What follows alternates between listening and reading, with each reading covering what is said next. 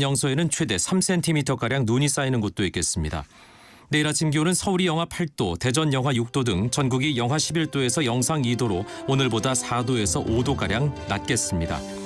KBS 1라디오 저녁 종합뉴스 아나운서 이광용이었습니다.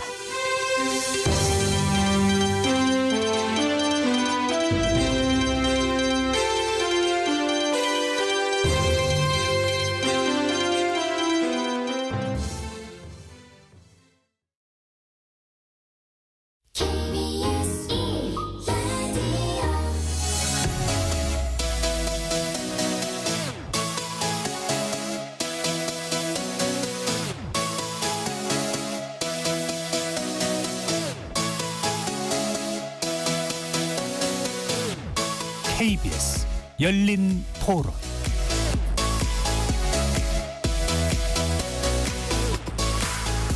여러분 안녕하십니까? KBS 열린 토론 한상권입니다. 가입하는 당사자의 책임일 수밖에 없지만 제대로 정보를 고지를 하고 인지할 때까지 얘기해야 되는데 매뉴얼대로만 따라서 설명하는 경우들이 많이 있으니까 이해를 제대로 못하고 넘어가는 경우들이 많은 것 같아서 좀 안타깝게 생각하고 있습니다. 젊은 사람들은 좀 괜찮을 수 있겠지만 어르신들한테 많이 판매를 했다 그러면 또 위험성이 굉장히 큰 상품인데도 불구하고 설명을 충분히 안 했다라고 하면 문제가 되지 않을까요? 작년에 발생했던 ELS 사태가 이제 채권형이어서 그때는 좀 심했는데 이번에는 홍콩 지수 빠지면서 발생한 건이니까 그 부분에 대해서 고지만 됐다 그러면 은행권 책임은 조금 덜할 것 같고 개인 고객들이 충분히 알아보고 할 수도 있는 부분이라고 생각은 되거든요. 판매에 따른 뭐 성과 보수나 이런 게 좀 많다 보니까 좀 공격적으로 영업하는 과정에서 발생하는 현상이어서 그런 부분에 대해서 좀 페널티가 부과되거나 그런 게 좀 강화된다라고 하면은 불안전 판매가 좀 줄어들지 않을까. 불안전 판매 요소가 있었을 것 같고요. 금융인으로서 어떤 책임감, 소명의식 그런 윤리의식 같은 게 결국 필요하다고 생각을 하고요. 금감원도 항상 뭐 미스테리 쇼핑이라든가 뭐 이런 것들 촘촘하게 해야 된다고 그렇게 생각하고 있습니다. 거리에서 만난 시민들의 목소리 들으셨는데요. 어떠셨습니까? 홍콩 항생 H지수를 기초 자산으로 하는 주가연계증권 ELS 상품의 손실 우려가 지금 커지고 있습니다. 그런 와중에 불안전 판매 논란도 재점화하고 있고요. 제가 방송 들어오기 전에 확인을 해봤습니다. 지금 홍콩 H지수가 6,000선이 깨졌네요. 5,818 뭐 이렇게 5,800 초반대였습니다. 최고점 대비해서 한 반토막이 난 거죠. 이게 이제 분석 시각에 따라 다르겠습니다만 만기가 돌아오기 시작하는 내년 1분기까지 지수가 회복하지 못하고 지금처럼 6천 언저리에 머물게 되면 이론적으로는 이제 원금 손실률이 50%에 달할 수도 있다. 이런 분석이 많습니다. 그러니까 내년 상반기에 적어도 한 3조 원 안팎의 원금 손실이 있을 수 있다는 것이죠. 금융당국에서는 관련 상품을 판매한 은행과 증권사를 상대로 해서 긴급 실태조사에 들어갔습니다. 잠시 후 세 분의 전문가를 모시고 홍콩 H지수 연계 ELS발 불안전 판매 논란, 이게 누구의 책임인가? 과연 피해 배상은 가능한가? 재발 방지 대책은 무엇인가? 자세한 이야기 나누어 보겠습니다. KBS 열린 토론 지금부터 시작합니다. 살아 있습니다. 토론이 살아 있습니다. 살아있는 토론, KBS 열린 토론. 토론은 라디오가 진짜입니다. 진짜 토론, KBS 열린 토론. 오늘 토론 함께 해주실 세 분 소개해드립니다. 김득의 금융정의연대 대표 나오셨고요. 안녕하십니까? 네, 반갑습니다. 예, 박한진 한국외대 중국외교통상학부 초빙 교수 모셨습니다. 반갑습니다. 안녕하세요. 예, 이인철 참좋은경제연구소 소장 나오셨습니다. 반갑습니다. 네, 안녕하세요. 네, 문자로 참여하실 분들은요, 샵 9730으로 의견 보내주시기 바랍니다. 정보 이용료가 있습니다. 단문은 50원, 장문은 100원의 이용료가 붙습니다. KBS 모바일 콩과 유튜브를 통해서도 무료로 참여하실 수가 있습니다. KBS 1라디오의 모든 프로그램 유튜브에서 함께 하실 수 있습니다. 여러분의 많은 관심, 참여 기다리고 있겠습니다. 자, 지금 문제가 되고 있는 상품, 홍콩 H지수 연계 ELS 상품, 뭐 이렇게 불리고 있습니다. 먼저 개념 정리를 해야겠습니다. 먼저 ELS라는 것이 무엇인지, 홍콩 항생 H지수는 또 무엇인지, 이 두 가지에 대해서 좀 쉽게 설명을 해주시겠습니까, 이 소장님? 그렇습니다. 이게 매번 이제 특정 주식이 많이 떨어지거나 네. 특정 국가의 주가 지수가 떨어지거나 아니면 뭐 독일의 금리가 많이 떨어졌거나 네. 그러면 반복돼 왔어요. 늘 있어 왔던 불안전 판매, 펀드 사태, 뭐 ELS 사태. 뭐 이게 영어로 하면 EQT, Liquid Securities라고 해서 네. 기초 자산을 종목이든 주가 지수든 이 움직임에 따라서 수익이 나는 파생 금융 상품입니다. 이 파생 금융 상품에 밑줄을 그을 필요가 있어요. 이게 굉장히 복잡해요. 네. 그리고 원금 보장이 안 돼요. 아. 그런데 통상 만기는 한 3년 정도 돼. 3년 정도 되는데 이게 이 저금리 시대에 우리가 코로나를 겪으면서 상당히 금리가 낮았던 시대에 은행 이자 플러스 알파의 수익률을 드립니다. 네. 그리고요. 홍콩이 망하지 않은 한, 독일이 망하지 않은 한 그런 일은 없을 거예요. 이런 식으로 은행 창구를 통해서 팔았다는 얘기예요. 그런데 예. 홍콩의 H지수가 왜 문제가 되느냐. 야, 홍콩의 H지수면 홍콩 가보신 분들은 야, 저렇게 고천루, 마천루와 같은 큰 빌딩이 있고 금융의 중심지고 홍콩 주식이 그렇게 떨어졌을까 생각하실 텐데 홍콩의 H지수는 홍콩 주식이 아닙니다. 중국의 본토에 있는 주식이 홍콩 증시에 상장돼 있는 것일 뿐이에요. 네. 그게 50개 종목을 묶어놨습니다. 그 지수의 등락에 따라서 6개월마다 중간평가를 하는데 주가가 매입 당시보다도 한 6개월에 마이너스 5% 이하로만 안 떨어지면 괜찮고요. 3년 후에 30%만 급락하지 않으면은 한 은행이자 당시에 은행이자가 1%였으니까 3에서 한 4% 정도의 이유를 주는 거였어요. 그럼에도 불구하고 야, 은행 찾아서 만기 예치하러 가신 은행분들은 아유, 이거 넣어봐야 1% 예금이자밖에 안 되거든요. 라고 하니까 그러면 더 좋은 상품 어떤 게 있나요? 라고 물어보면 예. 서심치 않고 고령자한테도 이 상품을 추천했다는 겁니다. 이 문제가 되는 건 가입 기간 중에 주가가 미리 정한 한도, 이 가이드라인이 있거든요. 이 예. 폭을 벗어났다. 한 번이라도 벗어나게 되면 이거는 만기 시점의 주가 등락에 따라 하락에 따라서 손실이 굉장히 커지는데 실제로 만기 33년짜리 이외에도 30개월짜리도 있거든요. 네. 이미 지금 마이너스 원금 45% 손실 본 펀드가 나오고 있습니다. 그것도 역시 그 H 관련이 H지수를 추종하는 아. 홍콩 H지수를 추종하는 ELS 상품입니다. 그렇습니까? 제가 좀 뒤져봤더니 ELS 상품 자체가 위험도 구분해서 초고위험도 상품으로 되어 있더군요. 초고위험인데 예. 은행은 뭐라고 판매를 하고 있냐. 중위험, 중수위라고 하거든요. 근데 아니 이자는 기껏해야 연 3에서 4% 주는데 손실은 반토막이 날 수도 있어요. 그래서 네. 이건 중위험 상품이 아니라 고위험 상품군이 맞습니다. 물론 이제 종류에 따라서 그렇게 일부 원금이 보장되는 경우도 있다고는 뭐 들었습니다만 어쨌든 간에 이게 만만한 상품은 아니구나. 이제 개념이 머릿속에 들어오네요. 박한진 교수님께 좀 여쭐까요? 그 홍콩 하면 물론 이제 근래 들어서는 세계적인 금융 중심 도시로서의 전성기가 지났다 뭐 이런 얘기 나오긴 합니다만은 여전히 외국에서 많은 투자가 이루어지는 곳이죠. 예, 그렇습니다. 제가 과거 홍콩에서 4년 근무를 하고 살았었는데요. 네. 홍콩은 말씀하신 대로 아시아 금융 허브입니다. 그러다 보니까 지금 홍콩의 주식의 시가총액이 약 4조 달러 이렇게 봅니다. 그러면 우리 돈으로 하면 한 5,400조 원 정도로 보죠. 그리고 방금 말씀하신 대로 과거에는 정말 압도적인 아시아의 금융센터입니다.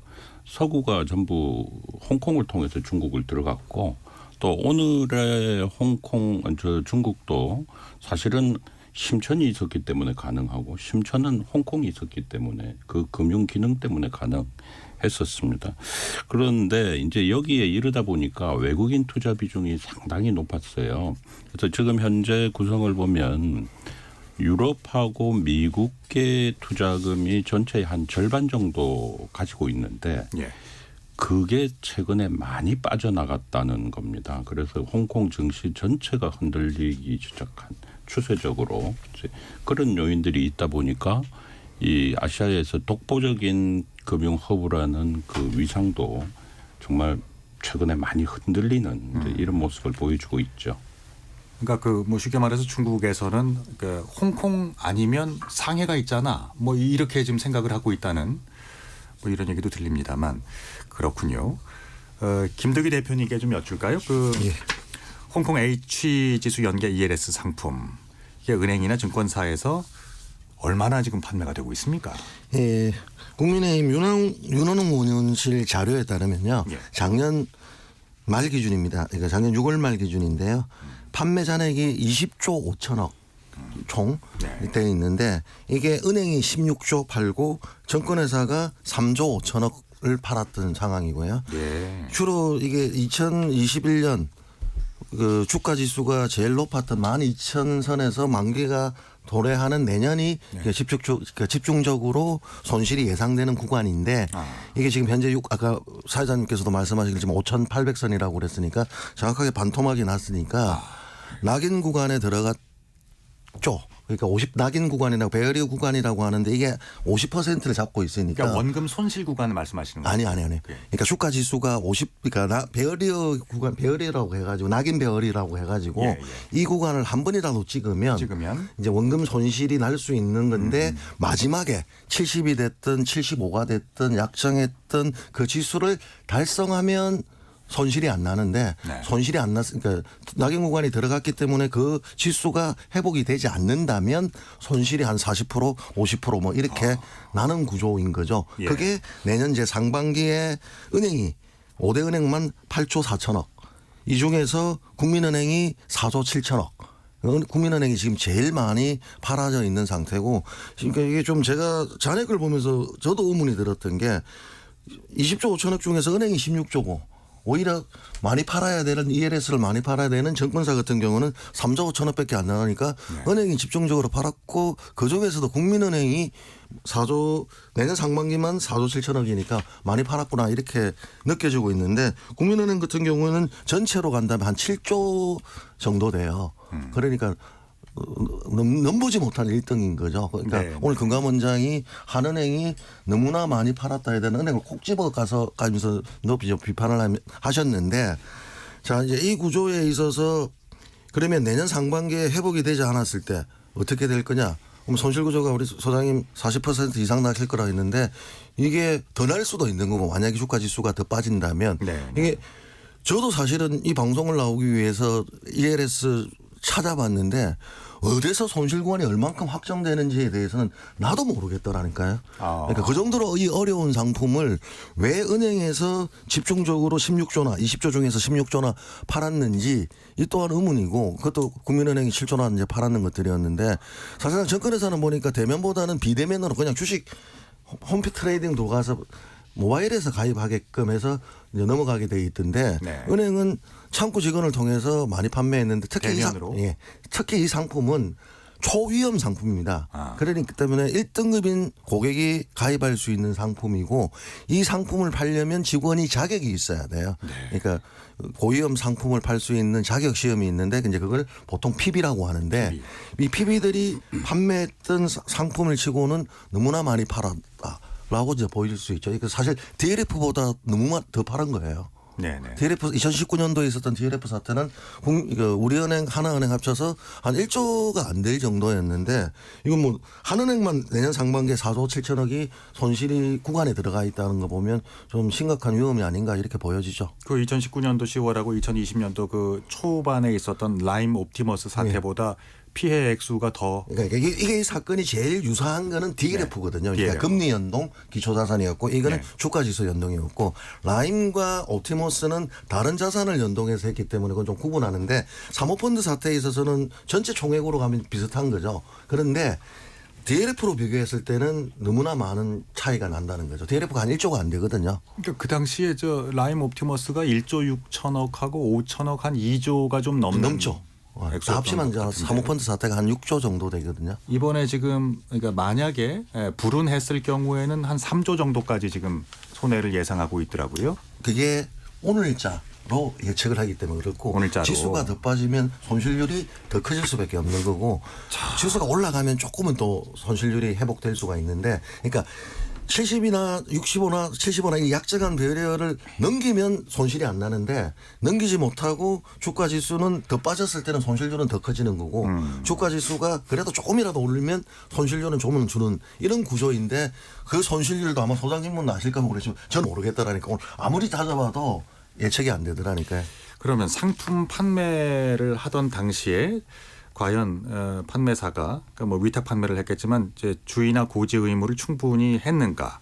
판매 당시에 그러면 2020년, 21년 요때가 하필 고점이었기 때문이었나? 뭐 이제 불운한 시점이었나? 어디서부터 뭐가 잘못된 걸까요, 이 소장님? 일단 이 상품을 누가 기획했을까를 보면 예. 증권사하고 자산운용사가 기획을 합니다. 이 ALS 상품의 기초 자산을 뭐를 담을 것인가, 그리고 이 주가지수 하락폭 베리어를 어떻게 구성할 것인가, 그리고 한 번이라도 이 구간을 벗어났을 경우 기간별로 얼마나 손실률을 정할 것인가. 자산운용사들마다 다르기 때문에 상품 개개인 상품을 다 들여봐야 돼요. 그러니까 근데 지금 이게 매년 거의 10조 평균 10조 원씩 팔렸던 상품이에요. 예. 특히나 2021년은 금리가 워낙에 낮았기 때문에 은행에 가서 예금이자 1%인데 거기다가 이자소득세 15.4%를 떼면 거의 이자가 붙지 않는 수준이어서 은행 창구에서는 지금 특히 은행 같은 경우에는 이제 은퇴하신 노인분들이 만기 예적금 찾으러 갔거든요. 네네. 그래서 야 1% 너무 낮으니 더 나은 상품 추천하라고 하면 추천했던 거예요. 이런 복잡한 상품, 증권사하고 자산운용사가 만든 상품을 판매 창구는 오히려 8대2 정도로 증권사가 많이 파는 게 아니라 오히려 은행에서 많이 팔았다는 겁니다. 네. 은행은 자체적으로 연말마다 사실은 이런 이제 불안전 판매가 너무 성행하니까 창구를 좀 별도로 해라. 근데 은행을 찾는 고객의 입장에서는 은행에서 파는 상품은 예금자 보호가 되는 상품으로 인식을 하고 있다는 거예요. 그렇죠. 그러면서 아까 이제 DLF의 경우에는 어떤 사건이었냐. 독일 금리가 독일이 망하지 않는 이상 마이너스 금리 갈 이유가 없다라고 해서 팔았어요. 네. 근데 독일의 금리가 마이너스로 갔어요. 그러니까 원금 손실이 발생을 한 거였고요. 우리가 아마 이 확률 통계하셨던 분들 아실 거예요. 이 분포도를 이렇게 보면 확률 분포도를 보게 되면 하나 이제 이 모자처럼 이렇게 둥글는데 이 가까스로 베리어를 밖에 나가는 경우가 없지 않고 이 발생을 하거든요. 네네. 극한 상황에서는 반드시 밖을 빠져나갑니다.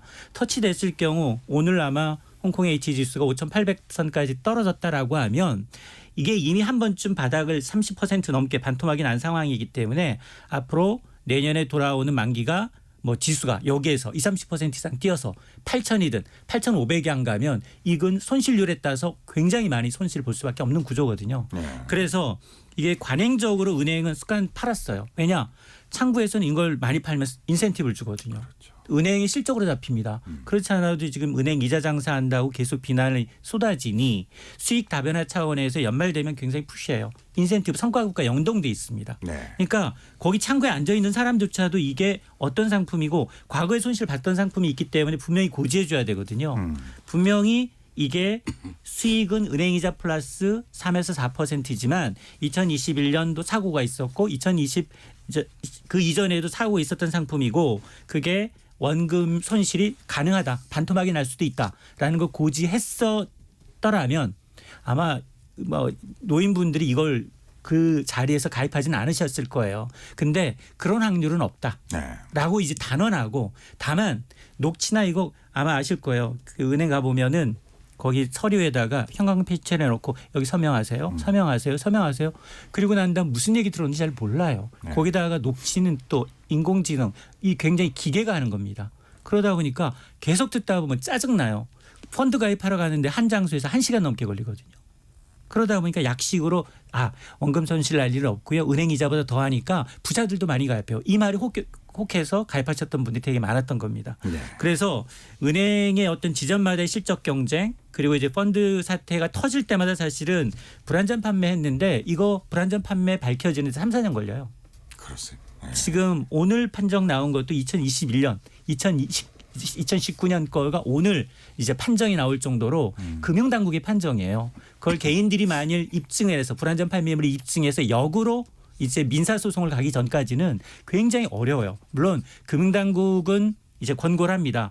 야, 이거는 니네가 이제 거짓말로 이제 속여서 판 상품이기 때문에 100% 환급해줘라 해서 들으면 좋은데 은행이 지금처럼 이제 손실 규모가 굉장히 막대해져서 내년 예상되는 3, 4조 정도의 이제 손실이라면 은행은 버틸 수도 있어요. 소송 계속 끝까지 소송으로 갈 수도 있습니다. 그래서 이게 특히나 이제 비대면보다 대면 고객이 많은 은행의 경우에는 사실 은행 담당자들이 이 상품에 대해서 정확하게 인정하고 인식을 하고 팔았느냐 그 부분에 대해서 아마 좀 들여다볼 필요가 있습니다. 한 말씀을 좀 더 드리면요.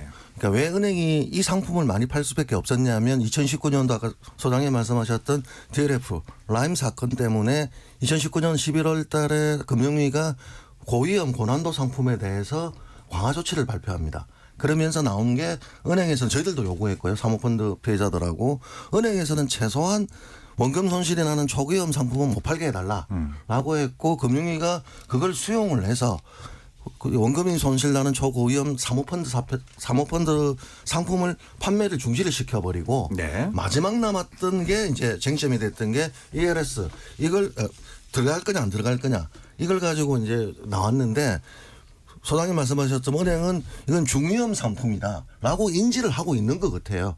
지금도. 그리고 저는 금융위도 고위험보다는 중위험으로 받아들여서 은행의 판매를 초고위험 상품인데도 불구하고 허용하지 않았는가 이렇게 보여지고요. 그리고 국민은행이 왜 많았느냐 하면 DLF 사태 이후에 총량제를 정합니다. 판매 총량제를 정하는데 국민은행은 다른 상품의 DLF라든가 라임이라든가 여기에 판매에 걸리지 않다 보니까 다른 은행보다는 총량에서 좀 많았고요. 그러다 보니까 특히 우리 은행이 많이 적은데 그는 총량도 적은 것도 있었지만 은행장이 라임 DLF 때문에 제재를 다 받았고 오늘 지금 징계 수위가 확정됐죠? 확정되었고 그다음 그것 때문에 손태성 회장 같은 경우에는 연임도 못하고 이러다 보니까 직원들이 이게 상당히 필요하거든요. 왜냐하면 피해자들이 은행의 피해를 입었는데 주적으로 난 누가 피해를 했냐면 PB들이 나한테 피해를 입혔다고 생각을 해서 PB들한테 원망, 항의, 사기꾼 이런 소리들을 많이 하고 있거든요. 알겠습니다. 특히 은행에서 원금을 보장한다고 판매를 하고 믿고 샀는데 원금이 보장이 안 돼 이제 보니까 말이 안 되는 거죠. 잠시 후에 그 자세한 이야기를 더 나눌 텐데요. 이 주제 계속 지금 이어가 보겠습니다. H 지수에 대해서 지금 중국의 경제 상황을 보면 이미 디플레이션 상황이라고들 지금 얘기를 하는데요. H 지수가 이제 빠진 이유, 그러니까 중국의 경제 상황과 직결돼 있겠죠. 얼마나 지금 안 좋은 겁니까? 지금 우리가 생각하는 것보다 홍콩은 굉장히 중국화가 진전이 돼 있고요. 동시에 또 홍콩의 그 특성상 서방으로부터도 굉장히 영향권이 많습니다. 그래서 미국과 중국의 안 좋은 그런 요인들을 그대로 다 받을 수 있는 곳이 지금 홍콩의 특성입니다. 현 시기가요. 근데 이번에 이렇게 그 추세적으로 많이 빠진 게 지금 지난달에 월스트리트 저널이 조사를 한 것을 보면 지금 한 3년간 추세적으로 많이 빠졌다고 얘기를 하거든요. 홍콩이. 그 요인은 아마 되게 한 서너 가지 이렇게 보이는 것 같습니다. 첫째는 아까 말씀드렸습니다마는 서구 자금이 많이 빠졌다는 거죠. 3년 정도에 걸쳐 가지고 계속 빠져나갔다. 또 두 번째 그러다 보니까는 추가로 IPO 홍콩에 와가지고 상장하는 글로벌 기업 수가 많이 줄었다. 이제 이 요인들로 해서 시장 규모가 축소가 돼버린 겁니다. 그러면 이게 우리 그 바다에 나가 있는 배로 생각을 해보면은요. 큰 배는 조그만 물결에 흔들리지 않아요. 근데 배가 규모가 작아져 버리면 잔물결에도 흔들리는 경우가 많죠. 그러니까 과거 같으면 흔들리지 않았을 요인에도 홍콩이 굉장히 금융이 이 증시가 취약해졌다 하는 그런 거시적인 요인이 있고요. 또 미국과 중국의 안 좋은 측면을 그대로 받는다고 말씀드린 거는 이거는 우리가 그 홍콩 증시 투자하는 분들이 잘 좀 보셔야 될 게요. 구조적으로 홍콩의 상장사들은 실적은 중국 경제 영향을 받습니다. 네. 그대로 받고요.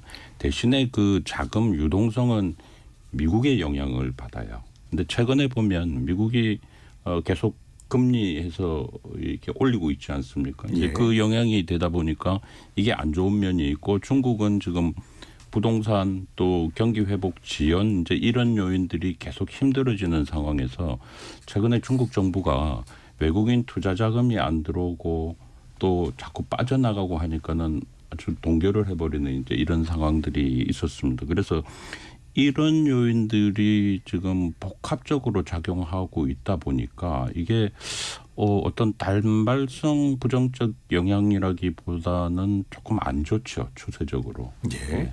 그러니까 2021년도 즈음에 상품을 판매할 시기만 해도 그 당시를 이제 고점으로 기억을 하는데요. 12,000선이었으면 이게 상당히 중국 경제를 낙관해도 괜찮다고들 생각을 했었는지. 그러니까 이런 중국 경제에 대한 전망이 틀렸기 때문에 뭐 이런 그 요인들이 가중된 거 아닌가 하는 생각이 드는데요. 제가 생각할 때는 그 시기에 제가 중국에 있었는데요. 북경에 근무 중이었는데 틀렸다기보다는 저는 착시로 아마 해석이 될 것 같아요. 왜냐하면 2000년 1분기가 중국 경제가 완전히 마이너스 6% 이상으로 곤두박질 쳤던 시기거든요. 그때 저도 집에 갇혀 있었고 중국 네. 완전히 코로나로. 코로나 사태가 탁 터졌을 때 그러다 보니까 1년이 지나서 2021년 1분기는 18%가 넘어가는 고성장을 했어요. 그러니까 금방 회복이 되겠구나.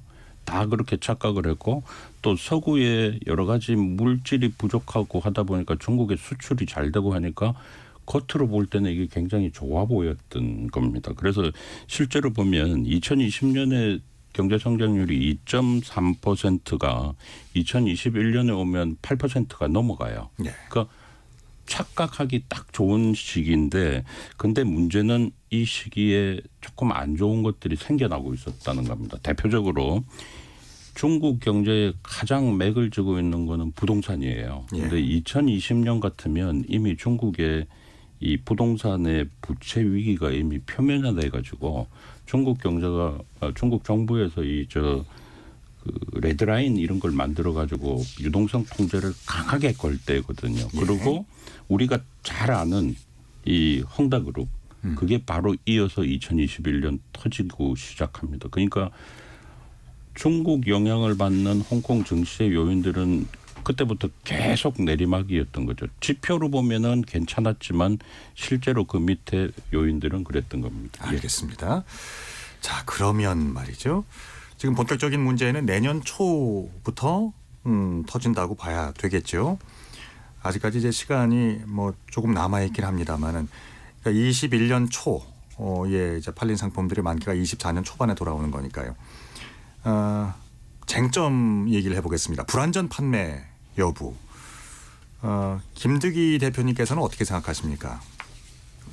일단 오늘 금감원장이 이복헌 원장이 이제 적합성 원칙을 위반했다라고 보인다라고 아침에 세게 이야기하셨거든요. 그래서 은행이 면피를 하려고 한다라고까지 이야기를 했는데 적합성 원칙 위반은 다른 게 아니라 투자자의 건강 상태 및 인지 능력, 주요 설명의 이해를 통한 상품 가입의 적합함을 확인해야 되는데 이게 위반했다고 금감원장은 보셨고 저 역시 마찬가지로 보고 있고요. 왜냐하면 투자자 성향이 안 맞아요. 네.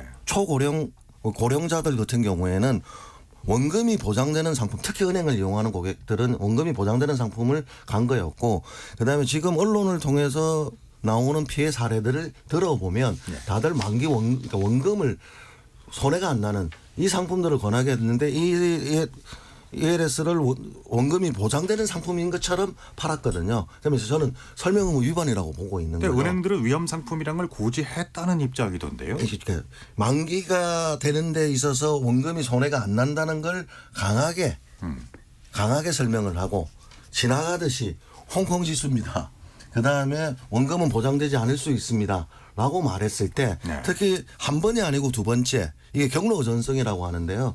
PB가 한 번에 이익을 줬으면 신뢰를 하게 됩니다. 그럼 이 PB가 권하는 거에 대해서 무한 신뢰를 가지고 그 경로를 따라가게 되는데 네. 그게 따라서 AI든 해피콜이든 전화가 오면 응답을 하게 되면 예를 해주세요. 그 예는 뭐냐면 이 상품을 가입하려면 마무리 절차거든요. 네. 그렇게 했기 때문에 얼만큼 설명 의무를 위험성을 고지했는지 저는 황금알을 낳는 고의라고까지는 이야기를 했는데 독을 먹으면 이 고의가 알을 못 낳는다. 알이 깨질 수 있다라고까지 고지를 했어야 된다고 보는 거죠.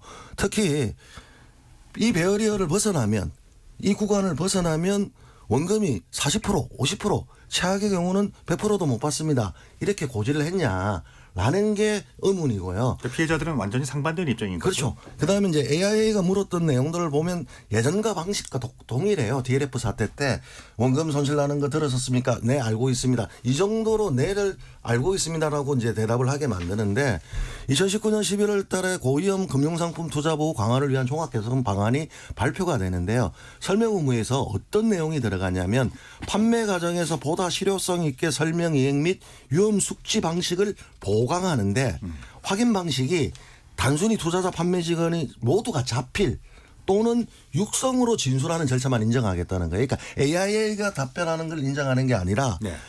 판매자하고 답변하는 걸 진술로 적든가 인정을 해야 되는데 그 내용이 단순한 요식행위가 아니라 투자자 입장에서는 설명과 관련된 질문에 답하는 걸 넘어서 네. 자신이 이해하는 상품의 특성, 최대 위험 등을 직접 기술하든가 말로 대답을 해야 돼요. 알겠습니다. 여기서 그 불안전 판매의 요건을 간단히 좀 짚어주시겠어요, 이 소장님? 그러니까 한마디로 상품 가입할 때 이 상품이 원금 손실 가능성이 있는지에 대해서 가입자한테 고객한테 제대로 설명했는지 여부를 따지는 게 불안전 판매예요. 근데 이런 사건이 이제 주기적으로 반복되다 보니까 금융소비자법이 강화가 되면서 말씀하셨던 것처럼 녹취도 있고 그리고 각종 이제 6가지 기본적으로 의무가 좀 강화가 됐어요. 네. 강화가 되다 보니까 판매업자가 이 상품의 적합성을 알고 있는지 적정성의 원칙을 지키고 있는지 정말 이 상품에 대한 설명의 의무를 잘 하고 있는지 또 불공정 영업행위는 없었는지 부당한 행위를 권유하지는 않았는지 여기다 허위 과장 광고를 하지는 않았는지 여러 가지 규정을 지키고 있거든요. 근데 이 중에 하나라도 만일 위반하게 되면 불안전 판매에 해당하기 때문에 네. 금융회사는 펀드 가입 고객한테 가면 이거 다 하게 되면 1시간 걸리거든요. 1시간 걸리니까 사실은 증권사의 경우에는 대부분 한 80%가 비대면으로 이루어져요. 아마 HTS를 통해서 이런 상품을 가입하시게 되면 제 투자 성향 먼저 검증을 해야지만이 다음으로 넘어가요. 그렇죠. 제가 연령대 그리고 내가 정말 위험성을 알고 있는 이제 투자자인지 여부를 먼저 판단해야 되는데 은행 창구는 좀 달라요. 은행은 직접 만기된 예금을 찾아서 또 다른 더 좋은 수익률 찾으려는 고객들이 대면 고객이 많다 보니까 증권사는 좀 다르거든요. 그러다 보니 앞서 얘기했던 것처럼 지금 두 가지 측면에서 지켜볼 필요가 있다. 우선 은행들은 지금 녹취 부분이 있다.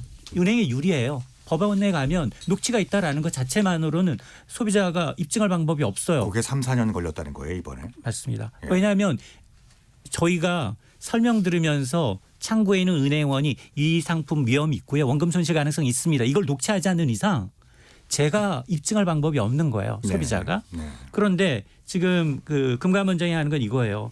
노후자금 만기 굴리기 위해서 은행 찾은 고령자한테 이 상품을 가입 권유했다는 자체가 이 상품의 적합성에 대해서 원칙 위반이다라는 게 하나고 또 하나는 위험성을 고지했느냐. 홍콩 H지수의 경우는 2016년에도 50% 폭락한 바가 있어요. 그렇죠. 그러니까 과거에 이렇게 원금 손실 발생한 전례를 설명을 했다면 그 자리에서 고령자가 이 상품을 선택하진 않았을 거라는 거거든요. 그 점인데요. 맞습니다. 예, 예. 이 부분에 대해서 은행원의 이제 설명 의무가 이제 굉장히 투자 권유였는지에 대해서 이제 좀 들여다보겠다는 알겠습니다. 게 이제 금융감독 당국의 설명입니다. 이게 이제 수학적으로도 상당히 복잡하게 설계가 되어 있더라고요. 그 아까 잠깐도 말씀해 주셨는데 김 대표님 넉인형 상품 요기에 대해서 좀 간단히 설명해 주시죠. 그러니까 조건을 거는 거예요. 네. 그 녹인이라 해가지고 여기에 조건이 이제 보통 50%를 겁니다. 그러니까 반토막이 나면 예. 한 번이라도 찍으면 무조건 마지막에 그걸 달성을 해야 되는데 마지막 지수를 그게 이제 70이 될 수 있고 75가 될 수 있고 65가 될 수 있고 60이 될 수 있고 다 달라요 상품마다. 네. 그러니까 조금 더 위험성을 보장을 한다면 낮춘다면 뭐 60까지도 낮춰주는데 보통 저 70에서 걸었으면 지금 8,000%가 올라가야지만 원금 손실은 안 나고 이자를 받을 수가 있는데 그 구간이 달성이 안 되고 최종적으로 확정되는 그 지수에서 손실률이 계산이 되는데 한 번만 찍으면 이제 40% 최소한 보통 40% 원금 손실이 나게끔 설계가 되어 있더라고요. 물론 다 다르기 때문에 50% 날 수도 있고 한데 40%가 날 수가 있는 상품이다. 이렇게 되기 때문에 이거는 어쩌보면 노낙인 상품보다 더 위험한 상품인 거죠. 그러니까 이런 위험성에 대해서 이게 녹취에 이제 기본적으로 들어가기 때문에 그 피해 보상의 어떤 다툼의 여지가 있을 때 은행, 그러니까 그 판매처가 상대적으로 훨씬 더 유리한 위치에 있을 수 있겠군요. 근데 알겠습니다. 예. 이게 법이 좀 바뀌기 전에도 네. 고위험 금융상품 투자자 보호 강화를 하면서 녹취 의무를 시켰거든요. 네네네. 그러니까 이 녹취를 하는 거를 가지고 예예예는 인정 안 하겠다는 거예요. 그러니까 이 가입자가 얼만큼 위험도를 인식했는지를 녹취에 들어가 있던가 아니면 자서로 적었던가 이 둘 중에 하나인 거고요. 소장님 말씀하셨던 민사로 가면 4년 5년 걸리는데 DLF 때는 1년 이내에 어쨌든 불안전 판매로 결정을 해서 투자자 자기 책임 원칙을 정해서 상한을 80% 정했고요. 그다음에 제한을 30% 정해서 플러스 마이너스해서 나갔는데 투자 설명 의무 위반하고 적합성 원칙 위반만 가지고 한다면 금감원 기준이면 30%예요. 알겠습니다. 그렇기 때문에 저는 금감원으로 민원을 제기해서 분쟁 조정을 빨리 조기에 좀 해줬으면 좋겠는데 그 내용은요. 비율을 잠시 높여야 후 된다 이렇게 그 생각합니다. 2부에서 자세히 피해 보상 문제에 대해서는 또 논의를 할 테니까요.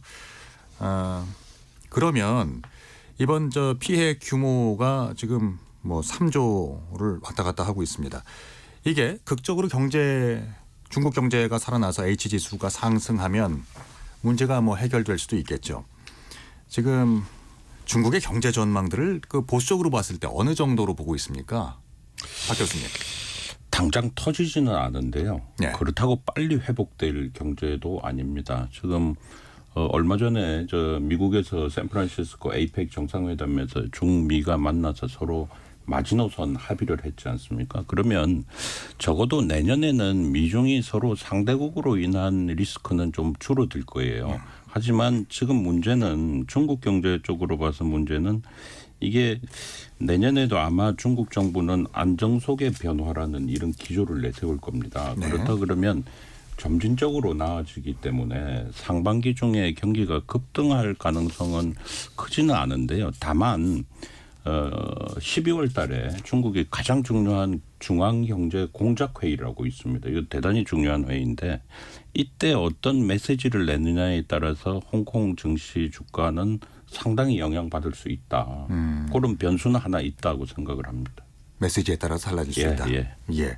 그래서 그 기본적으로는 어떻게 생각해요? 개인적인 좀 의견은 어떠십니까? 제가 볼 때는 올해 아마도 중국이 연초에 5% 정도 성장을 했는데 네. 내년에도 그 정도 수준을 내세울 것 같고요. 내년 초에는 아마 지금 안정성 성장이라고 하니까 큰일 없이 점진적으로 회복해가는 그런 단계이기 때문에 크게 급속히 나아질 가능성은 좀 크지 않다 이렇게 봅니다. 알겠습니다.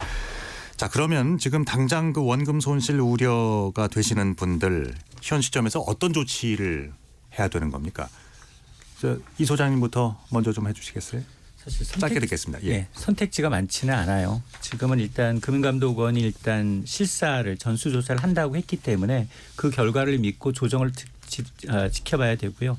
아마 지금 금융당국이 지금 보고 있는 건 은행이 사실은 이자 장사로 상당히 사상 최대 이익을 냈기 때문에 아마 횡재세를 비롯해서 지금 굉장히 강한 압박을 하고 있어서 은행도 아마 이제 도의적인 책임으로 아마 상생협력 기금을 통해서라도 아마 상당 부분 굉장히 사상 최대예요. 이 정도로 한 단일 품목에 관해서 손실이 3, 4조 이상 나는 건 처음이기 때문에 어느 정도 십시일반으로 아마 좀 저는 좀 이 상생 기금을 통해서 좀 구제하는 방안을 마련하지 않을까라는 생각이 어디를 드는데 찾아가야 되는 거예요, 그러면? 일단 금융감독당국한테 신고를 해야 됩니다. 제가 이런 금융감독당국. 그렇습니다. 이런 은행에 이런 상품을 들어서 내년 어느 정도 손실이다. 알겠습니다. 그리고 아마 집단 소송을 지금 준비하고 있어요. 아, 그래요? 김 대표님 짧게 듣겠습니다. 그 민원을 작성해야 되는데 이렇게 민원만 들어갔다고 해서 분쟁 조정을 이루어져야 되는데 분쟁 조정을 가려면 손실이 확정돼야 되거든요. 그래서 지금 상태에서는 그러니까 불안전 판매로 민원을 제기하시고 손실이 확정되고 나면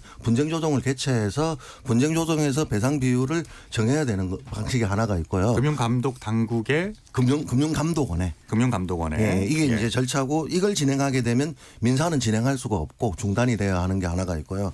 그 젠투펀드라고 있습니다. 지금 신한투자증권이 사적 화해를 하는데 네. 금감원이 하는 분쟁 중재 말고 조정 말고 은행이 자기 잘못을 인정하고 사적 화해를 통해서 배상 비율을 정하는 방식도 하나가 있습니다. 그런데 어쨌든 둘 다 시간은 민사보다는 좀 짧게 진행될 수 있다. 이 말씀을 드리겠습니다. 알겠습니다. 지금 시각이 8시를 향해서 가고 있는데요. 토론이 진행되는 동안에 여러분께서 보내주신 청취자 여러분들의 의견 들어볼까요? 정의진 문자캐스터 전해주시죠.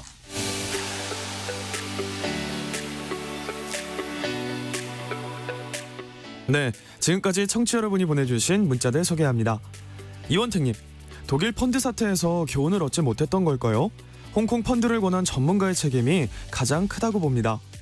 8784님, 불안전 판매에 대해서는 책임을 물어야겠지만 손실이 날 때마다 금융회사에게만 책임을 물어서는 안 됩니다.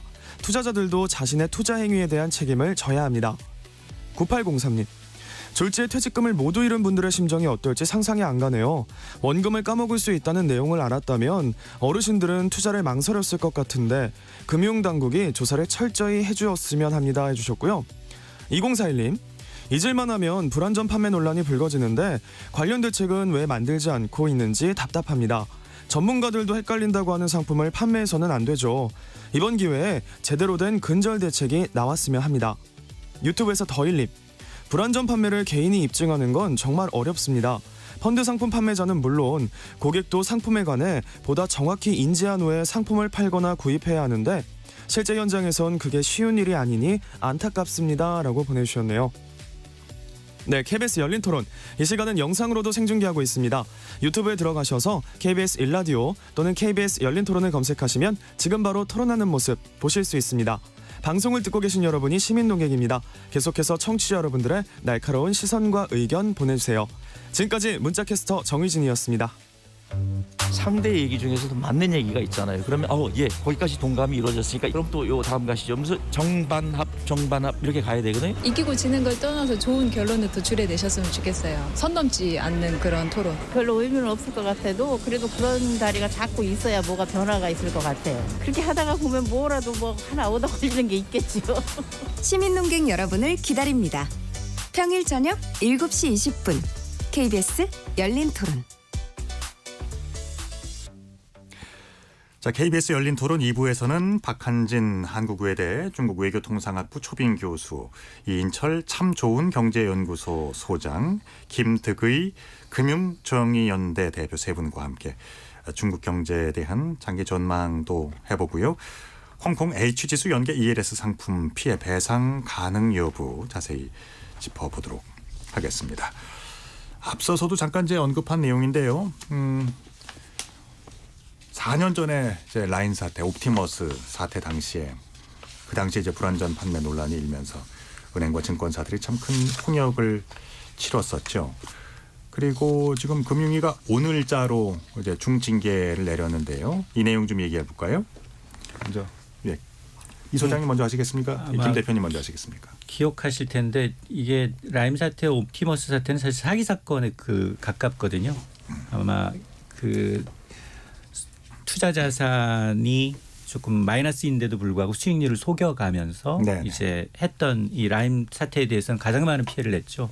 거의 1조 6천억 원 정도 피해를 냈었고 그리고 이제 옵티머스 사태의 경우에는 이제 국채 굉장히 안전한 국채 투자한다라고 했는데 굉장히 부실한 투자하는 것으로 나타나서 처음부터 완전히 기획된 사기였어서 아마 그걸 판매한 이제 증권사 사장들 이제 오늘 제재가 확정된 건데 KB증권의 박정림 사장한테는 직무정지 석 달 3개월 또 NH증권의 정영채 사장한테는 문책 경고예요. 그러니까 본인들한테는 굉장히 중징계 게 맞습니다. 직무정지 3개월 한 박정림 KB증권 사장은 일단 근데도 내용을 좀 들여다보면 이제 임기가 올해 말까지였어요. 그러면 한 달 반 정도 이제 이 경영일선에서 손을 떼야 되는 거고요. 예. 그리고 이제 NH증권의 정영채 투자증권은 이제 문책 경고기 때문에 이분은 이제 다시 3년에서 5년 정도 재취업이 좀 제한되는 불이익은 좀 있습니다. 근데 이 사태로 인해서 지금 거의 한 2조 원 가까 뭐 몇 조 원 이상의 이제 이 투자 손실 본 분들은 과연 이 정도를 이제 중징계로 볼 거냐에 대해서는 의문이고요. 네네. 아마 또 하나 이거는 금융당국이 내린 제재 수위이기 때문에 이분은 법적으로 또 대응을 합니다. 법적으로 보면 행정소송 제기될 가능성도 있거든요. 왜냐하면 3년 내지 5년 정도 재취업이 중단이 되고 그다음에 자기의 어떤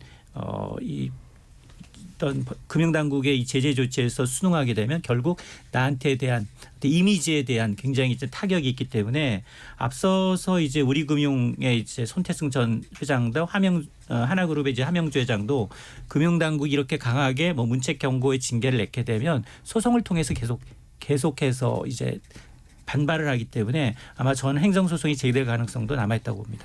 그러니까 이게 이제 지금 제재가 나왔던 이유는 딴 게 아니라 손태성 회장이 이긴 걸로 해가지고 가처분 넣고 그다음에 본안 소송을 했는데 그 징계가 잘못되었다. 그러니까 내부 통제를 마련해야 될 의무는 있지만 이걸 관리해야 될 규정이 명확하지 않기 때문에 손태성 회장의 손을 들어줬고요. 그다음에 함영주 회장은 1심에서 유죄를 받았는데 이게 금융의 제재가 정당하다고 났는데 그게 지금 2심 판결이 1월에 있는데 그걸 따져보고 제재를 하려고 하다 보니까 사실상 지금 늦어졌고요. 이 두 분이 내년에 연임이라든가 뭘 하려고 하면 저는 가처분을 넣고 본안 소송을 할 것 같고요. 손태성 회장이 이번에 연임을 안 하시면서 라임 제재는 수용을 했거든요. 그러니까 이분들이 금감원과 맞서면서까지 금융위와 맞서면서까지 이후 계획이 없는데도 불구하고 소송은 안 할 수도 있다. 왜냐하면 지금 제재가 늦어져 가지고요. 지금까지 어쨌든 임기를 보장받고 활동을 했기 때문에 그것 또한 저희들 보기에는 만시지탄이라고 보는 거죠. 그러니까 좀 거칠게 얘기하자면 불안전 판매 시비가 이렇게 매번 나오더라도 이렇게 여기에 대한 대책이라든가 뭐 징계 수위라든가 이런 것들이 이제 만족스럽지 분명히 못합니다. 그 이제 피해자들이 볼 적에 그러면 어쨌든 그 판매사로는 적극적인 판매 전에 나서는 게 이익이겠구나 뭐 이런 느낌마저 들거든요. 꼬리 있게 자르기만 하면 되니까요. 왜냐하면 이제 각 증권사별로 부과된 과징금을 받으면 5천만 원이에요. 그래요. 그래서 문제가 되어서 손태성 회장 법률 때문에 이제 법률을 개정하려고 하고 있는 게 그러니까 내부 통제 마련의 지시까지 다 해서 이걸 어겼을 때는 CEO도 제재를 할 수 있도록 처벌을 할 수 있도록 지금 관련 법률이 이제 논의 중에 있는데 그 얘기 좀 해보죠 그러면은. 다만 이제 중대한 잠깐만요. 그러면은 책임을 다했을 경우라고 이제 그 많은 분들이 말씀하실 적에 이제 이런 논란이 거듭 불거져 나오고 있는데도 불구하고 관련 대책이 왜 만들어지지 않고 있느냐 그 얘기 방금 하신 얘기 포함해서 불안전 판매에 대한 어떤 근절을 위한 대책들 여기에 대해서 신생 그 만들어지고 있는 이제 법률이라든지 이런 것 포함해 가지고 좀 말씀을 해주시죠. 네, 김 대표님. 그러니까 우리은행이 600억인가요 직원이 횡령을 했어요. 그 횡령을 했는데도 불구하고 내부 통제의 의무에 대해서는 마련이 되어 있기 때문에 징계를 할 수가 없는 거죠. 그 대신 이게 이제 지시하고 관리하는 것에 대한 규정이 없다 보니까 법원에서는 관련 규정이 없기 때문에 제재를 할 수 없다라고 했기 때문에 관련 법을 지금 개정을 준비 중에 있고 논의 중에 있는데 저희가 보기에는 아직도 그게 부족하다. 그러니까 최대한 노력했을 때는 예외 조항을 넣었기 때문에 저희들은 그걸 빼고 법을 개정하자라고 하고 있는데 사실 키코 사태도 그렇고요. 여러 가지 사태 때 다 꼬리 자르기를 했거든요. 담당 부행장이 그냥 사표 쓰고 나가는 걸로 하고 담당 직원 제재받고 그다음에 은행장은 연임하고 승진해서 지주회장하고 이게 반복되다 보니까 어쨌든 라임 사태, 사모펀드 사태에서 처음으로 CEO를 제재는 했어요. 근데 법원이 명확하지 않다고 해가지고 이제 그 CEO 손대성 회장의 손을 들어주다 보니까 저희들 보기에도 너무 답답한데 대책을 좀 얘기해 볼까요? 그러니까 지금 법안이 마련되어 있는 게 통과는 돼야 되는데 금융위 당국의 안으로는 통과되는 건 저희들 보기에는 좀 부족하다. 왜냐하면 그것도 빠져나갈 구멍이 너무 많기 때문에 최대한 노력이라든가 최선을 다했다 이런 것들을 빼고 일정 이상 규모의 사건들, 금융사고라든가 장기간 반복되는 사건에 있었을 때는 그 CEO가 책임을 물을 수 있도록 명확하게 제재를 해야 된다. 그리고 처벌할 수 있는 조항도 좀 만들었으면 좋겠다. 이렇게 CEO에 보여집니다. 대한 책임의 어떤 이제 범위는 어느 정도로 생각하고 계세요? 그러니까 금액이 예를 들어서 그냥 제 생각인데요. 횡령 금액이 100억이 넘고 반복적으로 장기간 자기 임기 내에 계속적으로 동일하게 그 사람이 횡령을 했다면 저는 직무정지는 최소한 해야 된다 이렇게 보는 거죠. 외국의 입법예가 어느 정도인지 그것도 궁금해지는데. 네, 외국은요. 예. 그러니까 이게 책임은 자유롭게 져요. 그러니까 왜냐하면 외국의 상황은 경영에 대한 자율성은 보장해주고 다만 일이 터졌을 때 불법이 있었을 때 엄청난 징벌과 징벌적 손해배상, 엄벌 이게 따르다 보니까 외국과 미국과 우리를 바로 비교하기는 좀 힘들다 이렇게 말씀드리겠습니다. 네, 이인철 소장님. 그러니까 지금 제가 이제 누누이 말씀드렸습니다만 이런 복잡한 상품의 설계자와 판매자가 이분법화되어 있다는 거죠. 정말로 어렵게 증권사가 자산운용사가 만든 걸 손쉽게 은행들은 상품을 정확하게 인지하지도 못하고 관행적으로 팔아서 팔 때 일하는 판매처가 대부분 은행이라는 거죠. 그럼 이런 위험한 상품은 은행에 가는 게 아니라 증권사에서만 팔게 해야죠. 그리고 또 하나가 아니 수익은 3에서 4%인데 손실은 50% 보는 상품이 어디 있어요? 이게 수익률이 맞지 않잖아요. 네네. 그러면 상품 기획 이거 상품 승인 누가 해줬냐? 금융당국이 해준 거예요. 그러니까 이게 본질적인 문제가 늘 나오는데도 불구하고 그냥 중위험 중수익으로 이제 간주하고 있다는 거예요. 그러니까 이게 또 은행은 또 수술에 눈멀다 보니까 그 굉장히 그 은행 창구에서 연말 되면 이제 이 BIS 비율도 맞춰야 되고 성과급도 있다 보니까 관행적으로 팔다 있다 보니까 지금까지 2, 3년 동안은 잘 팔았고요. 6개월 전에는 이거 3년이지만 만기 3년이지만 6개월 만에 이 이자 받아가신 분도 계세요. 그래서 롤오버라고 해서 계속해서 이게 왜 피해자가 많아졌느냐. 최소 금액이 500만 원이에요. DLF는 최소 금액이 1억 원이었으니까 주로 부자들 돈 많이 굴렸던 사람들이 손해였다면 예. 이건 대다수 사람들이 지금 정말 내 퇴직금 이제 만기 적금 이거 넣으려 갔던 분들이 했던 거거든요. 3분의 1 정도 지금 민원 신청한 사람의 3분의 1이 65세 이상입니다. 그러니까 그렇습니까? 이분들에 대해서 이제 정확하게 금융당국이 이제 가이드라인을 주고 그다음에 이런 상품 설계를 한 그리고 이 증권사 운영사와 이제 은행을 좀 차별하는 것도 좀 고려를 해봐야 된다고 생각합니다. 네. 토론 중에 잠시 그 기상특보가 들어와서 알려드립니다. 현재 경북 울릉군에 강풍경보가 발효됐습니다. 울릉도와 독도 지역에 사시는 분들, 계시는 분들 지금 강풍에 각별히 유의해 주셔야겠습니다. 자, 농협이 그 은행권 최초로 ELS 상품 판매 중단 결정을 했어요. 어떻게 보십니까? 그러니까 지금 금융당국이 세게 나오니까 네. 일단 판매를 중단은 했는데 그러니까 ELS, 그러니까 홍콩 HCC 정시 ELS만 중단한 게 아니라 전체적으로 중단한 것도 저는 잘했다고 보고 있고요. 사실은 은행에서 만기가 있는 원금이 손실날 수 있는 확률이 있는 상품은 저는 팔아서는 안 된다고 보거든요. 네. 왜냐하면 이게 차라리 만기가 없고 기간들이 좀 더 간다면 회복될 수 있는 구간들이 기다림이라도 있는데 이거는 딱 3년이 정해져 있기 때문에 예. 그 3년 안에 특히 내년 상반기 안에 그러니까 30% 이상 주가 지수가 회복되지 않으면 손실이 40에서 50%가 확정된다는 거죠. 그렇기 때문에 만기가 원하는 안정형을 원하는 상품을 이용하는 은행에서는 이렇게 원금이 전체 손실날 수 있고 조금이라도 손실날 수 있는 만기가 있는 상품에 대해서는 판매 금지해야 된다라는 게 저희들 주장이고요. 이게 고위험 금융상품 투자자 보호하면서 고난도 상품에 대해서 사모펀드 모두 중지시켜버렸고 유일하게 남은 게 ELS였어요. 네. 그러니까 ELS가 이번에는 농협처럼 한시적 중단이 아니라 은행에서는 판매가 아예 동일한 사모펀드처럼 판매를 금지시켜야 된다. 저는 그렇게 생각합니다. 알겠습니다. 지금 미국이 대선을 앞두고 있습니다. 만약에 대선 이후로 정권이 이제 공화당으로 바뀔 경우에는 미국의 공급망 재편 작업 같은 미국의 대중국 견제 행보에도 어떤 변화가 예상되는데요. 어떻게 보십니까, 박 교수님? 예, 아마도 이때까지와 같은 미중 양국 간의 대결은 이제 뒤로 하고 새로운 국면이 될 것 같은데요.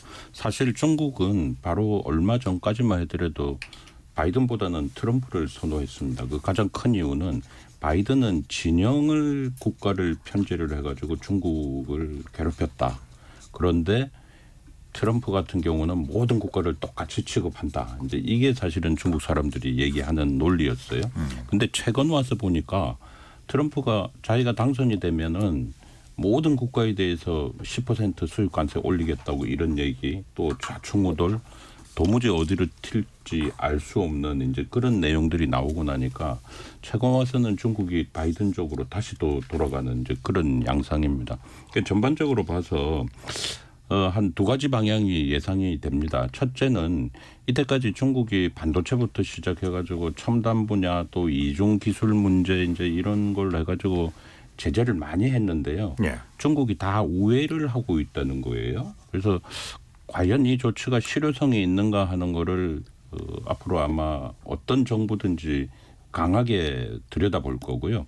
또 다른 측면에서는 이제는 좀 폭넓게 하기보다는 딱 필요한 부분만 꼬집어서 할 거예요. 그중 가장 큰 것이 지금 중국이 사활을 걸고 있는 것이 바로 AI 인공지능 분야가 되겠습니다. 거기하고 배터리 이제 이런 분야인데 그 분야는 굉장히 이제 많이 들여다볼 겁니다. 그렇게 되면 우리 저 주식 쪽에서도 배터리는 사실은 굉장히 우량 쪽으로 보고 있는데 예. 이거 약간 물결이 앞으로 출렁일 수도 있는 이제 그런 대목이죠.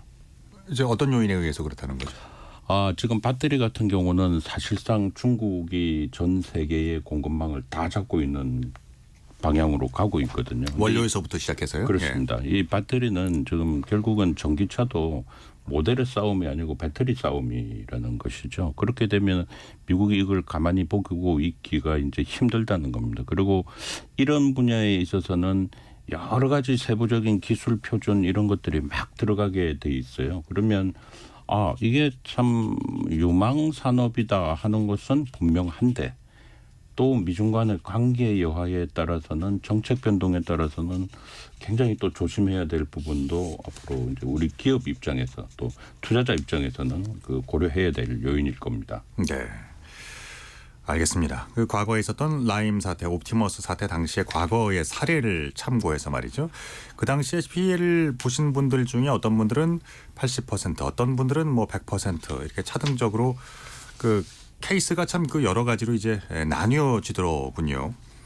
어떤 보상을 받을 수 있고 어떤 그 방식을 통해서 아까 그 말씀 중에는 이제 손실이 확정될 때까지 기다려야 되는 부분들도 있었던 것 같고요. 설명을 좀 들어볼까요, 김 소장님? 100% 받은 것은 옵티머스, 그다음에 저 독일의 헤리티지 펀드, 그다음에 그러니까 라임 중에서 무역금융 중에서 일부 조작했던 펀드만 100%. 이거는 뭐냐면 사기에 가깝다라고 해서 100%를 한 거였고요. 네네. 우리가 지금 여기서 논의되고 있는 불안전 판매는 최고 투자자 책임의 자기 책임 원칙이 있어서 20%를 제외한 최고가 80%였고 보통 설명 의무 위반, 적합성 원칙 위반 등 해서 그걸 한 20%, 30% 하고 은행의 공통 잘못을 비율이라 해서 거기서 20에서 30, 40 뭐 따라 이렇게 달리했거든요. 근데 거기에서 플러스 마이너스를 했습니다. 고령자 같은 경우에는 점수를 좀 더 준다든가 아니면 투자 경험이 많다든가 금액이 큰 사람은 마이너스를 해가지고 플러스 마이너스를 하다 보니까 어쨌든 테일프 같은 경우는 한 65%가 평균 배상 비율이 나왔거든요. 그렇기 때문에 안타깝지만 그러니까 이 ELF는 제가 보기에는 금감원이 사기로는 결정을 안 할 것 같아요. 금감원에서는 뭐 법원에서는 모르겠지만 금감원은 지금까지 분쟁 조정을 했던 원칙에 있어서 상품 설계가 애초부터 잘못되었다라고는 보지 않을 건데 이게 은행에서 적합하지 않다. 그렇기 때문에 적합성 원칙 위반, 설명 의무 위반, 그다음에 초고위험 상품이기 때문에 투자 성향이 1등급인 사람들을 체크했는데 그 점수가 안 나온 사람 저는 또 투자자 성향을 조작했을 것으로 보여지거든요. 그런 점수들이 있으면 항목별로 점수와 플러스 은행의 공통 책임을 물어서 뭐 좀 점수를 하는데 어쨌든 좀 높게 나올 수 있도록 특히 고령자들 같은 경우가 전 재산이 걸려 있는 부분들이 많기 때문에 거기에 대한 배려들이 좀 있어야 된다. 이 말씀을 좀 드리고 싶습니다. 알겠습니다. 안 그러면 이제 민사 법원을 가셔야 되는데 민사는 정말 입증하는 데 있어 가지고 어려움이 있다 보니까 시간적으로 많이 걸릴 수 있죠. 시간도 많이 걸리고 저희 DLF 같은 경우에는 한 3년 6개월 걸리는 걸 제가 직접 도와주고 상담을 했댔습니다. 그랬군요. 이 소장님은 어떤 조언 주시겠습니까? 일단 사실은 그 과거에도 이런 상품을 계속 투자하셨던 분들의 경우에는 당연히 이 상품에 대한 어떤 위험성을 알고 있었을 거예요. 그러면 그런 분들은 이력이 남아 있기 때문에 보상을 받기가 상당히 좀 어렵고요. 근데 신규로 고령자임에도 불구하고 정말로 내 남은 노후의 자금을 정말 은행이자 플러스 알파 정도로 굴리려고 갔는데 또 불구하고 이런 상품을 권유했다면 그런 부분은 은행의 책임이 분명히 있는 것으로 저는 판단할 것으로 보여서 저는 적어도 이 상품을 승인해준 금융감독당국도 전 문제가 있다고 봐요. 왜냐하면 계속해서 소비자 보호를 강화하고 있는데 그 강화가 오히려 펀드를 가입을 꺼리게 하는 요인이 되고 있거든요. 굉장히 정식대로 금융감독당국이 가이드라인을 준수해서 은행 가서 펀드를 들려고 하면 증권사 가서 펀드 들려고 하면 못 열어요. 시간이 안 돼요. 5년 내내 걸려요. 이게 형광펜 치료하는 것도 한두 가지가 있고 그 내내 대답이 아닌 정말 들어서 인지하고 하기에는 그러니까 너무 형식적으로 가이드라인을 만들어 놓고 거기다 틀에 박히니까 은행들은 자연히 그걸 빠져나가는 길만 하고 있기 때문에 지금 은행들이 실질적으로 앞서서 정말로 나는 책임이 없습니다라고 하고 발뺌하고 민사소송으로 가면 백전백패예요. 개인 투자자들이. 그러다 보니까 저는 약은 약사에게 진료는 그 의사에게예요. 정말로 내가 정말 그 펀드 가입하고 싶다. 저는 은행에 갈 이유가 없다.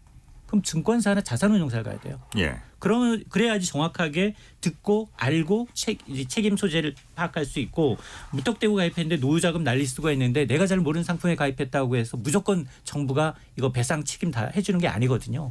이게 사기라면 정말 원칙적으로 처음부터 고의적인 사기성이 있다면 100% 손실을 보장해 주지만 그런 적이 많지가 않아요.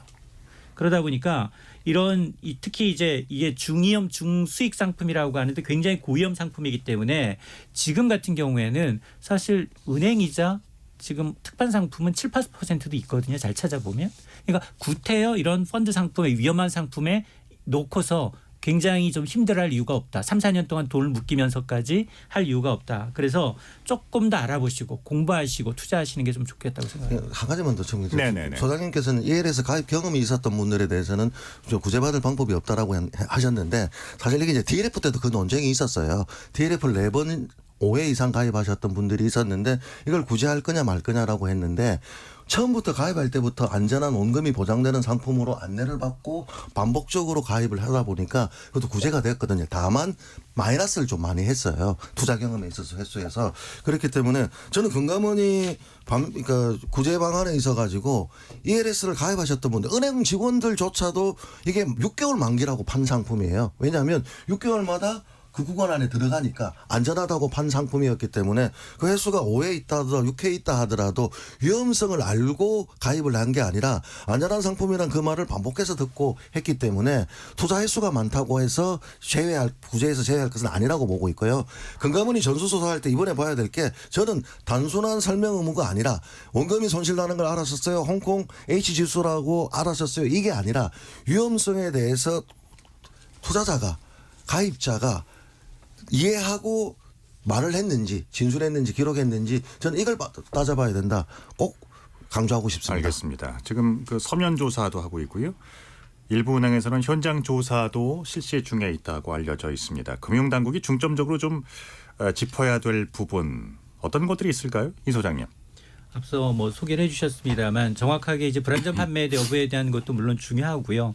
그다음에 저는 사고 발생 이후 실태 조사부터 책임자 처벌까지 다 중요하다고 봅니다. 지금처럼 3, 4년 지키고 나서 결과 나왔더니 금융소비자법 강화 이후에 나온 결과예요.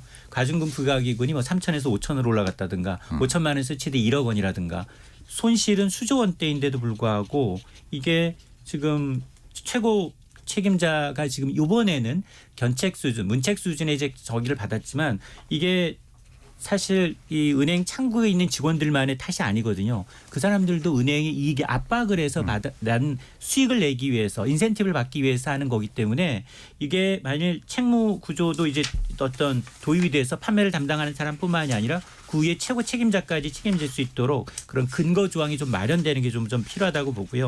그래서 아마 이번 뭐 상품의 판매도 뭐 위험성 고지 여부가 가장 중요한 건 맞지만 그럼에도 불구하고 정말 철저하게 잘못이 드러났을 경우에는 그 창구 꼬리 자르기가 아니라 윗선을 처벌해서 이런 일이 다시 한번 재발하지 않는 그런 이제 불안전 판매라는 말이 또 한 번 나오지 않도록 해야 한다고 봅니다. 김 대표님은 앞으로 제도적인 보완이 어떤 점에서 이루어져야 된다고 생각을 하세요? 예, 그 국민은행 같은 경우에는 8조를 팔았거든요. 그러니까 이게 6개월마다 조기 상환이 되니까 수수료가 사실은 펀드 수수료가 제일 세거든요. 그러니까 수수료 장사라고 저는 봐요. 그렇기 때문에 소장님 말씀대로 이렇게 판매했던 사람들이 오늘 제재 확장하듯이 이제는 금융당국에서는 원칙을 정한 거거든요. 그러니까 꼬리 자르기가 아니고 최고 CEO에게 책임을 묻겠다는데 그 책임은 저는 반드시 법률이 개정이 안 된다 하더라도 책임을 묻는 원칙은 확립해야 된다. 이렇게 좀 말씀을 드리고 싶고요. 그다음에 금감원에서 조사 나가서 또 봐야 될 분이 투자자 성향을 조작했는지 안 했는지에 대해서는 지난번에는 투자자 성향을 조작한 것에 대해서는 별 가점들이 없었어요. 그런데 투자자 성향은 말 그대로 1등급이 안 되는 사람은 이 상품을 가입할 수 없습니다. 그런데 그걸 조작해서 이 상품을 가입했다면 최소한 그분들에게는 페널티를 더 구제 방식들을 줘야 된다. 이 말씀 꼭 드리고 싶거든요. 그러니까 적합성 원칙 위반으로 해서 그냥 10% 더 주는 게 아니라 투자자 성향이 조작된 사람에 한해서는 예를 들어서 30%를 더 준다든가 이런 식으로 가서 저는 뭐 최고 한도가 80%를 두든 90% 올려서 더 90%를 두든 투자자 책임 원칙을 정하는 건 동의할 수가 있어요. 하지만 피해자들이 피해 구제를 받을 수 있는 은행의 잘못들을 여러 세부 항목들로 만들어서 가야 된다 이 말씀을 드리는 게 은행에 자체적으로 맡기니까요. 제가 오늘 제보 받은 겁니다. 신한투자증권이 자율 배상을 하고 있는데 다른 은행들은 기타에서 배상률들이 많아요. 모니터링에 있어서도 법인의 해프콜을 안 하면 다 5%씩 추가로 주고 하는데 법인이라서 모닝콜에 대해서는 안 해도 돈을 못 준다. 기타도 딱 3가지 항목만 정했어요. 다른 데는 암 환자라든가 이 가입을 상품으로 해서 스트레스를 받아서 암을 걸렸다든가 여러 가지 기타 사유를 인정해서 10% 내지 5%를 줬는데 자율배상에 그러니까 은행에 사적 화해를 맺게다 보니까 될 수 있으면 꼼수로 안 주려고 절약하는 바람이 나오기 때문에 분쟁 조정을 의지가 있는 것 같아요. 금감원에서 전수조사하고 나오면 빨리 시급하게 구제해 주시기를 촉구드립니다. 알겠습니다. 이제 마무리를 슬슬 해야 될 것 같은데요. 우리 박 교수님께 여쭙겠습니다. 개인 투자자는 물론이고 기업이 이제 중국에 대중국 투자를 할 때 어떻게 임해야 된다고 보십니까? 예, 대중국 투자가 일단 특히 개인 투자자 같은 경우는 홍콩을 경유하는 경우가 대단히 많죠. 이번 이 사태도 그렇고요. 근데 홍콩 증시는 과거에도 2005년, 2017년에서 지금처럼 이렇게 쭉 빠졌던 경험이 얼마든지 있는 곳입니다. 그러니까 우리가 흔히 아는 것보다는 상당히 취약한 측면도 가지고 있다 하는 그걸 아시면 좋겠고요. 두 번째는 지금 ELS 같은 경우는 이게 지금 조건으로 보면 굉장히 초고위험이지만 근데 종목 구성으로 보면 그 안에 있는 회사들은 사실 저 회사가 흔들릴까 이렇게 생각하는 사람이 대단히 많을 겁니다. 그래서 이럴 경우에 가장 중요한 거는 저는 권해드리고 싶은 게 중국의 정책 배경과 이 추세. 정책. 이런 걸 보는 게 대단히 중요한데 과거에 제가 펀드 매니저들 한번 얘기를 하다 보니까 이쪽이 조금 약한 것 같아요. 그렇군요. 알겠습니다. 1분 드리겠습니다. 앞으로 그 새롭게 펀드에 가입하려는 분들을 위해서 이 소장님 좀 당부 차원의 말씀 해주시겠습니까? 사실은 저는 이번 사건이 펀드 시장에 악영향을 미쳐서는 안 되거든요. 그러니까 이제 주기적으로 발생하고 있지만 저는 개인적인 자산을 지금과 같은 지금은 금리가 좀 올라가 있는 상황이지만 상당히 과거에 비하면 저금리 상황이기 때문에 펀드 시장 자체가 부활할 수 있도록 좀 양지로 이제 유도를 해야 되는데 점점점 부정적인 소식으로 인해서 펀드 그러면 손실, 불안전 판매라는 각인이 돼 있거든요. 그러니까 금융당국도 마찬가지예요. 저는 절세 펀드, ISA 계좌에 넣어서 이런 펀드의 손실은 다시 이월해 준다든가 뭐 이런 식의 해서 이 시장을 좀 키워야 되는 시장인데 오히려 미꾸라지 한 마리 두 마리가 이 시장을 흐트러놓고 있다라는 생각을 하고 있기 때문에 이런 부분에 대해서도 좀 고민을 해볼 필요가 있다고 봅니다. 잘 알겠습니다. KBS 열린 토론 오늘 순서는 이것으로 마무리를 해야 되겠습니다. 오늘 토론 함께해 주신 이인철 참 좋은 경제연구소 소장님, 김득의 금융정의연대 대표님, 박한진 한국외대 중국 외교통상학부 초빙 교수 세 분께 감사드립니다. 예. 오늘 수고 많으셨습니다. 감사합니다. 오늘 참여해 주신 시민 논객 여러분께도 감사의 말씀 올립니다. 지금까지 KBS 열린 토론 한상관이었습니다.